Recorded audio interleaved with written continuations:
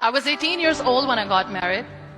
I belonged to a very conservative family, a Baloch family, where good daughters never say no to their parents. My father wanted me to get married, and all I said was, if that makes you happy, I'll say yes. And of course, it was never a happy marriage. Just about after 2 years of getting married, about 9 years ago, I met a car accident. Somehow my husband fell asleep and the car fell in the ditch. He managed to jump out, saved himself. I'm happy for him. But I stayed inside the car and I sustained a lot of injuries. The list is a bit long. Radius ulna of my right arm were fractured. The wrist was fractured. Shoulder bone and collarbone were fractured. My whole rib cage got fractured. But that injury that changed me and my life completely as a person and my perception towards living my life was the spine injury.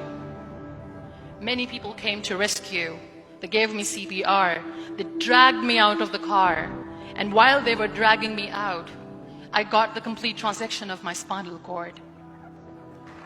Those 2.5 months in the hospital were dreadful.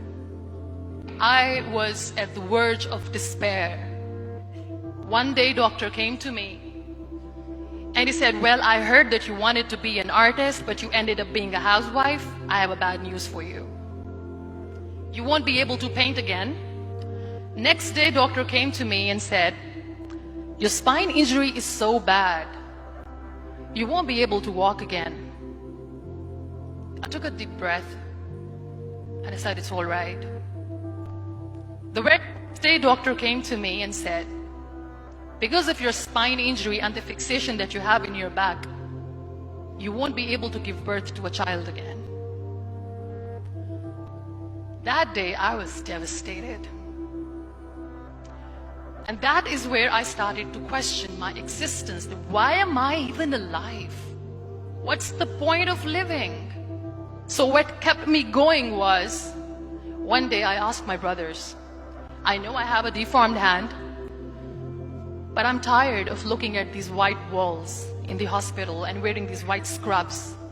I'm getting tired of this. I want to add more colors to my life. I want to do something. Bring me some colors. Bring me some small canvas. I want to paint. So the very first painting I made was on my deathbed, where I painted for the very first time. What an amazing therapy it was. Without uttering a single word, I could paint my heart out. I could share my story. People used to come and say, what lovely painting. So much color. Nobody could see the grief in it. Only I could. And that day I decided that I'm going to live life for myself. I am not going to be that perfect person for someone. I am just going to take this moment and I will make it perfect for myself. That day I decided that I'm going to fight my fears. So I wrote down one by one all those fears. And I decided that I'm going to overcome these fears one at a time. You know what was my biggest fear? Divorce.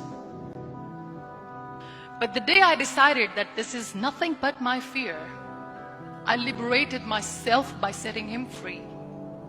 And I made myself emotionally so strong that the day I got the news that he's getting married, I sent him a text that I'm so happy for you and I wish you all the best. And he knows that I pray for him today. My biggest fear, number 2, was I won't be able to be a mother again. And that was quite devastating for me. But then I realized there are so many children in the world, all they want is acceptance. So there is no point of crying, just go and adopt one. And that's what I did. I gave my name in different organizations, different orphanages. 2 years later, I got this call from a very small city in Pakistan. I got a call and they said, are you Muniba Mazari? There is a baby boy and would you like to adopt? And when I say yes, I could literally feel the labor pain. I said, yes, yes, I am going to adopt him. I am coming to take him home. And that day, I was 2 days old, and today he's 6.